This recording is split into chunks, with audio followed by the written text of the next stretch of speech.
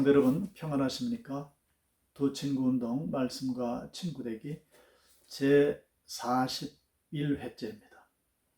오늘 우리가 나눌 말씀은 민수기 33장에서 36장까지의 말씀이 되겠습니다. 자, 그러니까 오늘 민수기를 마치는 날입니다. 자, 먼저 33장 말씀을 보시게 되면 애굽에서 모압까지의 출애굽 여정이 기록되어져 있습니다.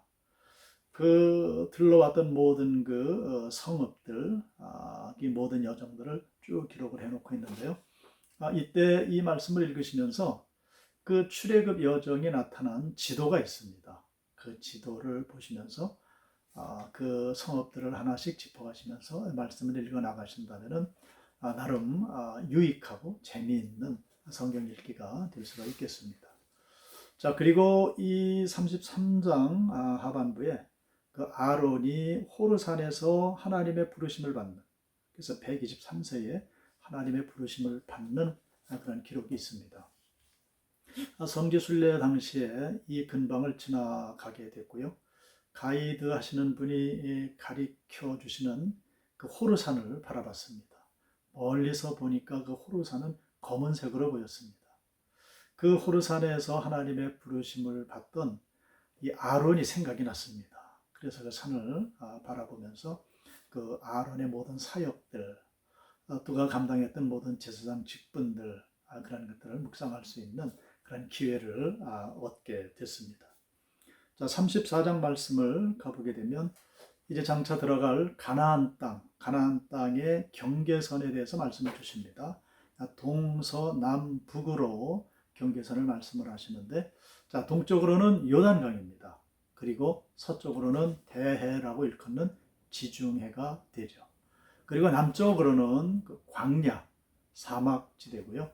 저 북쪽으로는 그 헬몬산, 그리고 호르산이 있고요. 그리고 그에 따르는 그 레바논 산맥이 경계를 이루는 그런 모습을 우리에게 그려주고 있습니다.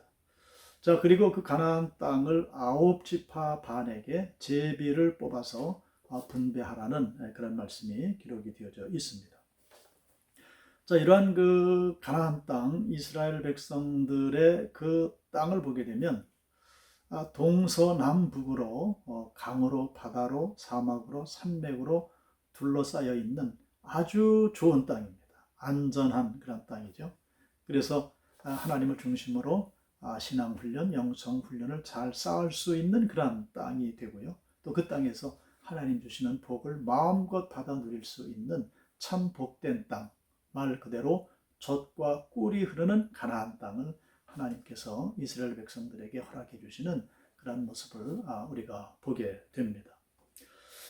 그런데 이 훈련받기 좋은 땅이 축복의 땅이었는데, 사실 하나님께서 애당초 명령하신 대로 그 땅을 정복해내지는 못했죠. 즉 100% 순종하지를 못했다는 겁니다.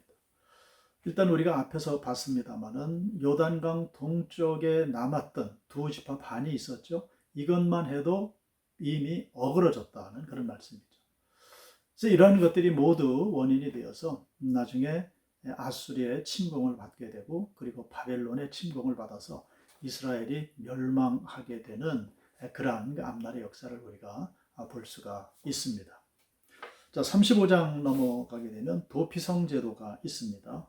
6개의 도피성을 이제 건설하게 되는데, 이 도피성은 아시는 대로 이 고의적이 아닌 부지 중에 지은 죄, 특별히 사람을 죽인 그런 일들로 인해서 억울한 죽음을 모면하기 위해서 피할 수 있는 성, 그래서 도피성이라고 했죠. 그래서 일단 도피성으로 피하게 되면 함부로 그 사람을 죽일 수가 없죠. 제사장이 모든 것들을 관할해서 그가 억울하게 다치지 않도록 하나님께서 은혜를 베푸시는 그런 성의 제도를 말씀을 하시고 있습니다. 자, 36장으로 넘어가게 되면 출간 여인들이 받을 유산 상속에 대한 말씀이 있습니다. 자, 우리가 앞에서 그 므낫세 지파에 속한 슬로보앗의 딸들이 그 땅을 분배받는 그런 말씀을 보았습니다. 자, 아버지가 없이 이들에게 땅이 분배가 되지도 않고 그리고 받을 수도 없는 그런 상황이었지만 하나님께서는 그들을 긍휼히 여겨주셔서 땅을 여자지만 분배받게 하셨죠. 그런데 그렇게 땅을 분배받았지만은 만약에 그들이 므낫세 지파가 아닌 다른 지파 사람과 결혼을 하게 되면 그 땅도 다른 지파로 넘어가게 될 것이 아니냐 하는 이러한 말씀입니다. 거기에 대한 하나님의 말씀이 주어지게 되죠. 결혼을 하되 타 지파와 결혼을 하지 말고 므낫세 지파의 사람들과 결혼을 하라는 겁니다.